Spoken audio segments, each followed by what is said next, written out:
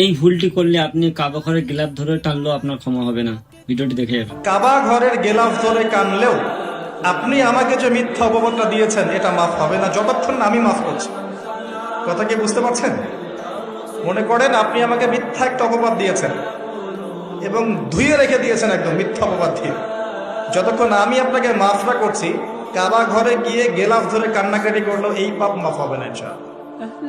এই অবস্থায় মৌত হলে কি হবে? পরকালে দেখবেন আমি দাঁড়িয়ে আছি আপনার জন্য। আপনার হিসেব হচ্ছে, হিসেব শেষ। আপনি সালাত, সওম, হজ জাকাতের নেকি নিয়ে উঠেছেন, কিন্তু দেখছেন আমি দাঁড়িয়ে আছি, আমার মতো আরো 10 জন দাঁড়িয়ে আছে। ওই 10 জনকে আপনি গালি দিয়েছিলেন, অপবাদ দিয়েছিলেন, তাদের গীবত করেছিলেন, তাদের সম্পদ বা সম্মানের হানি করেছিলেন।